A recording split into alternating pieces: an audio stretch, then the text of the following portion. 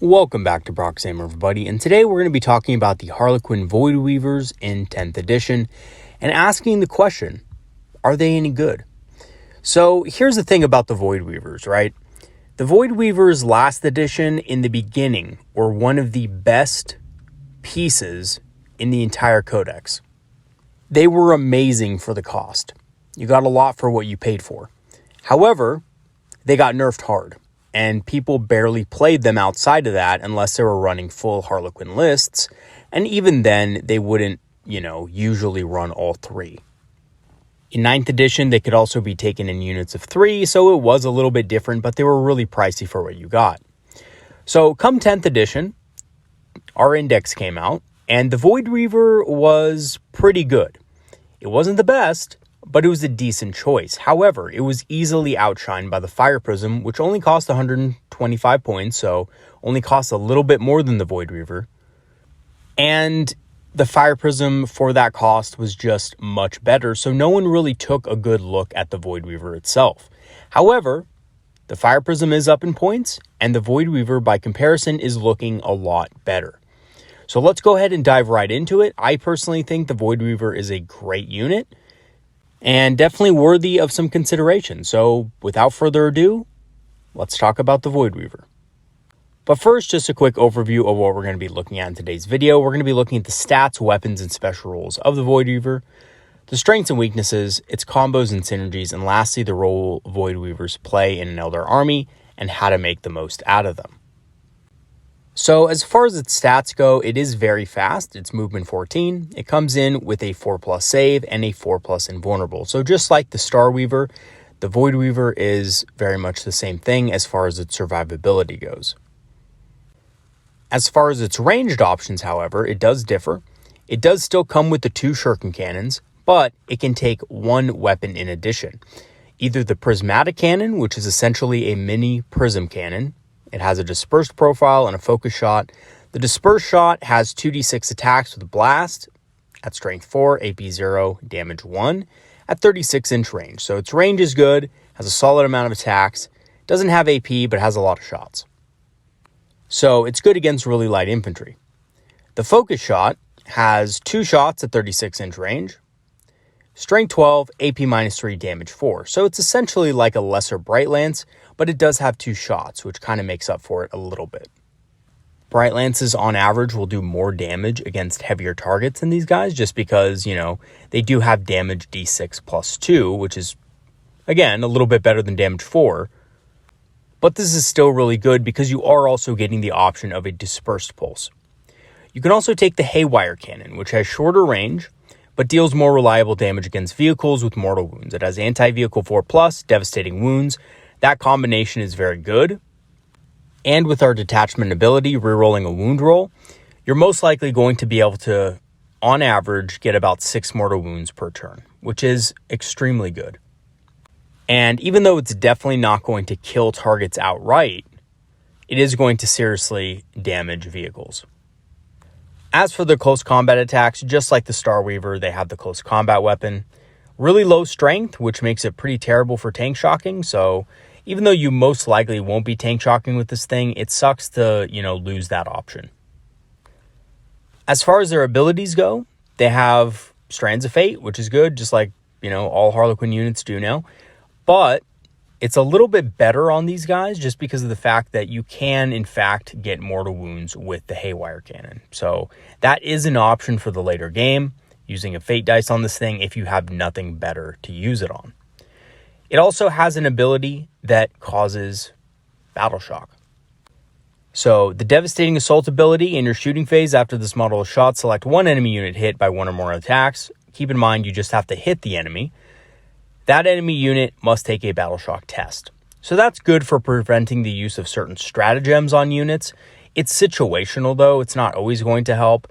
However, I have found it helpful sometimes with an all Harlequin list because all Harlequin lists tend to be, assault oriented. So that means that you could get overwatched in the charge phase, and this is helpful for preventing overwatch in the charge phase. So a lot of times what I'll do running Harlequins is I'll make sure they're out of line of sight in the movement phase. So I'll move them behind some ruins. And what this does is it basically allows them to still charge an enemy unit, but be out of line of sight to shooting. However, they're not going to get the same luxury in the charge phase where your opponent can still overwatch them then. So this ability is useful for those situations. As far as their war gear options, they come with 2 options, the Haywire cannon or the Prismatic cannon. You can't switch out the shuriken cannons for something else. They're stuck there, which is kind of counterintuitive if you're not fighting against infantry. Shuriken cannons aren't the best against tougher targets, but it does make this thing versatile in what it can shoot at. As far as its cost goes, it only costs 100 points, which is really good value for what it has. 2 shuriken cannons. It also has a Voidweaver Haywire cannon or Prismatic cannon. So for 100 points, that's a pretty good package of weapons, especially considering it does also come with a 4+ invul save as well. As for its keyword, it has the smoke keyword, so it can benefit from the smoke screen stratagem, giving it cover and also -1 to hit.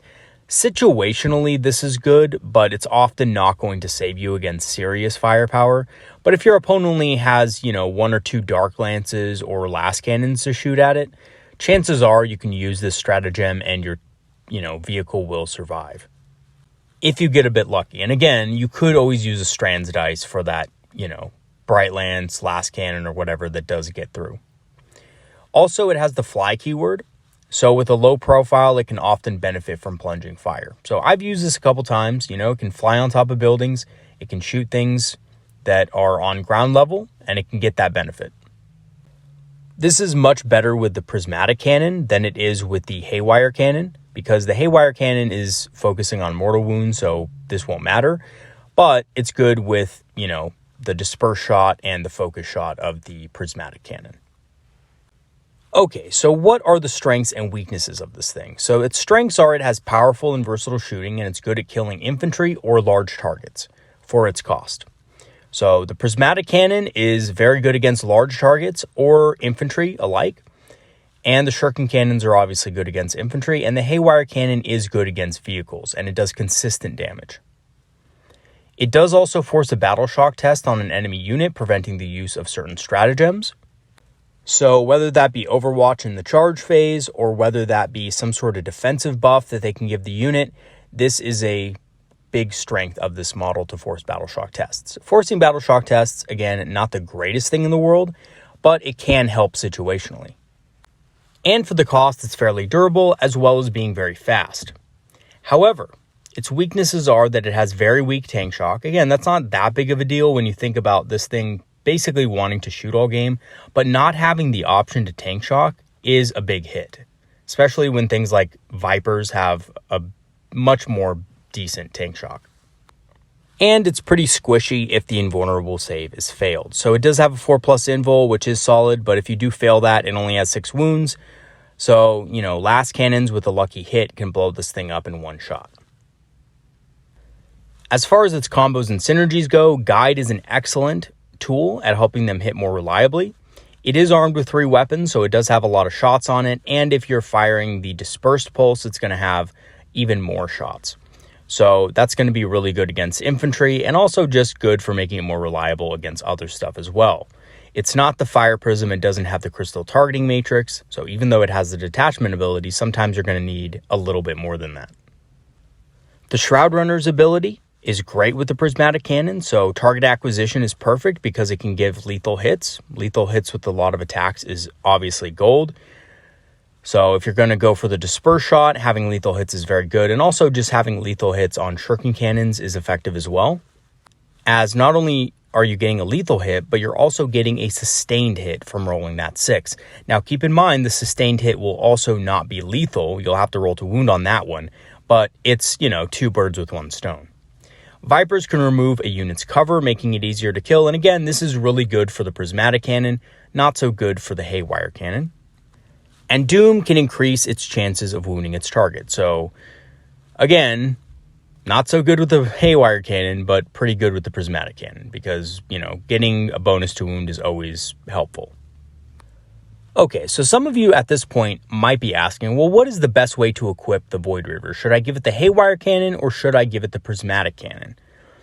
And it really just depends on what you need in your army. As both weapons are great, I have no complaints. I've used both in my Harlequin list and both have performed well. However, I personally prefer the Prismatic Cannon as I think it synergizes better with the Shurikens in general. And it can benefit from a lot more buffs. So, having the Prismatic Cannon means that it benefits better from things like Guide. It benefits better from things like, Shroud Runners, lethal hits, and stuff like that. It can also benefit from a Viper removing cover. So I prefer the Prismatic Cannon in most cases. However, the Haywire Cannon is excellent at dealing with vehicles. And as far as vehicles are concerned, the Haywire Cannon is much better, right? Being able to deal mortal wounds bypassing any armor or invuls is just gold.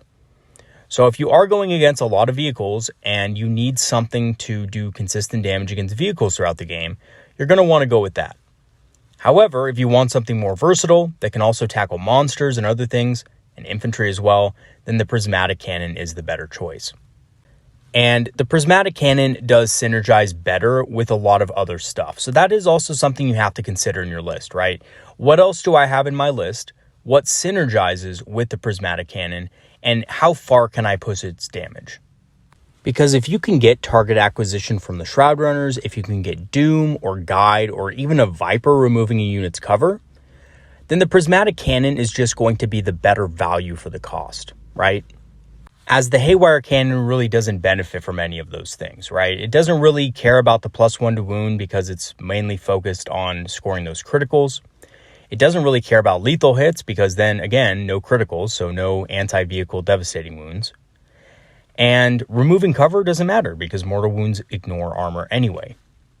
Guide will help slightly, but again, against the targets that the Haywire Cannon wants to go after, Shuriken Cannons are not going to be that effective.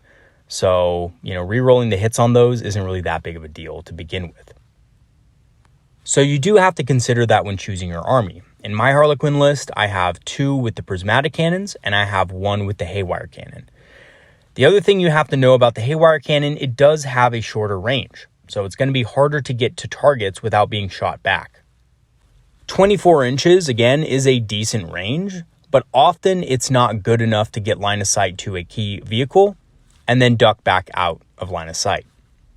Or just be out of line of sight in general. A lot of boards, you can fire from one side of the board to the other, and there won't be very many clear lanes of line of sight to your unit, whether you're fully behind obscuring terrain or not. As a lot of boards now have obscuring terrain in the middle of the board near the center objectives and stuff like that. So for a long time, the board I was playing on didn't really have this. We had a lot of other types of terrain in the middle of the board, but we felt that, big ruins in the deployment zone and just outside of the deployment zone were better for 9th edition. And now with 10th edition, shooting is much better. Combat is much less powerful. So we've actually changed that mentality a little bit. So because combat is less powerful, because shooting is more powerful, we figured that, having more obscuring terrain in the center of the board was a good idea, which is what we're basically playing now as far as our local group's terrain setup. So yeah, the Voidweaver with the Haywire Cannon is good, but it is harder to get into position and it might be a little bit riskier to get damage off with it as a result. Okay, so in conclusion, the Voidweaver is a fast, ranged weapon platform effective at dealing with a wide range of targets. Again, if you give it the Haywire Cannon, it's great against vehicles. You do have to be careful with it, but it's awesome against vehicles. And the Prismatic Cannon is just good against most lighter targets. So yeah, it's not a Brightlands platform. It's not going to deal really heavy damage to big stuff, but it's going to deal consistent damage to bigger stuff. Strength 12 isn't bad. And of course, against lighter vehicles, you're hitting on 3s, wounding on 3s with a reroll to hit and wound, and you're doing 4 damage with each shot, and you're at AP -3. AP -4 if you can get plunging fire. So the enemy is either going to get a 6+ save with its light vehicle, or simply no save. And that is a very good way of putting a light vehicle out of commission very quickly in the early game. And being able to do that for just 100 points is amazing value for the cost. And its ability also to force battle shock tests and its decent survivability make it one of the best light vehicles in our index. And really, the only reason people are not using it as much, you might, be thinking, well, Proxy Hammer, why don't they use it in top competitive play? Why is the Fire Prism so much better? So the Fire Prisms are used for a couple things that the Voidweaver just unfortunately doesn't have. One is linked fire, right? That's a big part of the Fire Prism success story. The other part of it is Fire Prisms not only get full rerolls, but are also just insane value for the cost. They have really high strength, really high damage, and can play really safely. They have a lot of resource management in that you only need one prism to have line of sight. So in that way, Fire Prisms are the much better option. But if we ever see Fire Prisms going up in cost, which I mean, I don't really think they are, but they may. We may see another nerf to Fire Prisms. Maybe they'll go up to 170 or something like that. That's very possible. And I think if that happens, you might see players seeking alternatives, right? Seeking alternatives in Brightlances, Brightlands platforms, or the Voidweaver itself. Because while these things don't have linked fire, they do certainly have a smaller profile and are harder to kill at long ranges. All right, everybody, that's going to be it for today's video. Thanks for watching. Thank you to all my patrons and supporters who have supported the channel over the last months. Your help has been greatly appreciated. I do have Patreon free trials set up, so if you do want to join our Discord community or support the channel, the link is below. And basically, our Discord community is just made up of enthusiastic Eldar players who love talking about strategies, tactics, and of course, hobbying. And it comes at no cost to you. You just have to join a free trial. Of course, you can always cancel before the 7 days is up, and you will get permanent access to the Discord community. I also have a channel store page for supporting the channel if you want to go that route and get some Eldar-inspired apparel for yourself to show off at your local game store. I will also leave the link for that in the description. All right, everybody, that's going to be it for today. Peace out. Have some great games this week, and I'll see you guys in the next video. Have a good one, everybody. See you later.